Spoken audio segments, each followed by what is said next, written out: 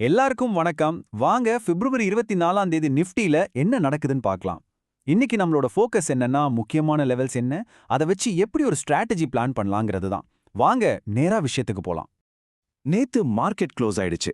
சரி, அப்போ இன்னைக்கு நம்மளோட கேம் பிளான் என்ன? இதுதானே நம்ம எல்லாரும் மனசுலயும் ஓடிட்டு இருக்கிற ஒரு பெரிய கேள்வி.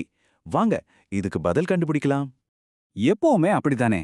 இன்னைக்கு என்ன நடக்க போகுதுன்னு கணிக்கிறதுக்கு நேத்து என்ன நடந்துச்சுன்னு முதல்ல புரிஞ்சுக்கணும். சோ நம்ம முதல் ஸ்டெப் நேற்றைய க்ளோசிங் டேட்டாவை பார்க்கறது தான். சரி, ஸ்கிரீன்ல பாருங்க. பிப்ரவரி 23 க்ளோசிங் படி நிஃப்டி ஸ்பாட் வந்து 25,713ல க்ளோஸ் ஆயிருக்கு. அதே சமயம் நிஃப்டி ஃபியூச்சர் 25,700ல க்ளோஸ் ஆயிருக்கு. இந்த ரெண்டு நம்பரையும் நல்லா நோட் பண்ணிக்கோங்க, ஏன்னா நம்மளோட மொத்த அனாலிசிஸ்க்கும் இதுதான் பேஸ்.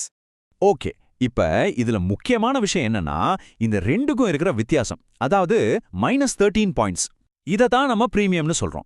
இங்க பிரீமியம் மைனஸ்ல இருக்கு. அதாவது ஃபியூச்சர்ஸ் வந்து ஸ்பாட்டை விட கம்மியா ட்ரேட் ஆகுது. இந்த -13ங்கிற ஒரு சின்ன நம்பர் தான் இன்னைக்கு மார்க்கெட்டோட டைரக்ஷனை கணிக்கணும் நமக்கு கிடைக்கிற முத க்ளூ. ரைட், இப்போ அந்த -13 பாயிண்ட்ஸை எடுத்துக்கலாம். இதை வச்சு இன்னைக்கு நிஃப்டியோட ரேஞ்ச் என்னவா இருக்கலாம்னு கணிக்க போறோம்.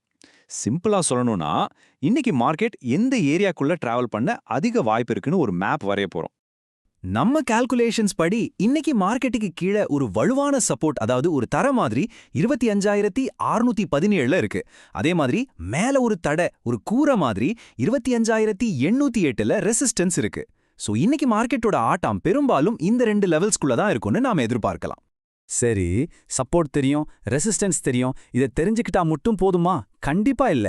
இந்த நம்பர்ஸை பயன்படுத்தி எப்படி ஒரு ஆக்ஷனபிள் ட்ரேடிங் பிளான் உருவாக்கலாம்னு இப்ப பாப்போம். இது வெறும் தியரி இல்ல, இது ஒரு பிராக்டிக்கல் ஸ்ட்ராட்டஜி.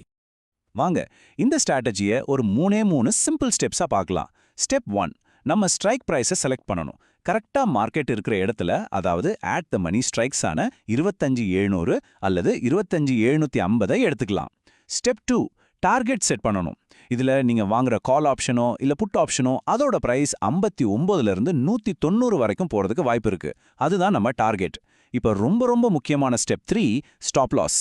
எந்த காரணத்துக்காகவும் இதை மிஸ் பண்ணக்கூடாது. 26 பாயிண்ட்ஸ்ல ஒரு ஸ்ட்ரிக்ட் ஸ்டாப் லாஸ் வச்சுக்கணும். ஏன்னா நம்ம கேபிட்டலை பாதுகாக்கிறது தான் முத வேலை. சரி, நாம எல்லாத்தையும் பார்த்துட்டோம். ஆனா ஒரு முக்கியமான விஷயத்தை நான் தெளிவுபடுத்தணும். இது நம்மளோட டிஸ்க்ளைமர் செக்ஷன். பாருங்க, நான் ஒரு செபில ரிஜிஸ்டர் பண்ண அட்வைசர் கிடையாது. நாம இங்க டிஸ்கஸ் பண்றது எல்லாமே முழுக்க எஜுகேஷனல் பர்பஸ்க்காக மட்டும்தான். நீங்க எந்த ஒரு ட்ரேடிங் முடிவு எடுக்கிறதுக்கு முன்னாடியும் உங்க சொந்த ரிசர்ச்சை கண்டிப்பா பண்ணணும், அல்லது உங்க ஃபைனான்ஷியல் அட்வைசர் கிட்ட கேட்டு முடிவு பண்ணுங்க.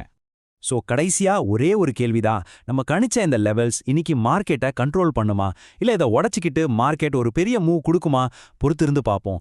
மார்க்கெட் ஓபன் ஆகும்போது தான் இதுக்கான விடை தெரியும். இன்னைக்கு உங்க ட்ரேடிங் நல்லபடியா அமைய என்னோட வாழ்த்துக்கள்.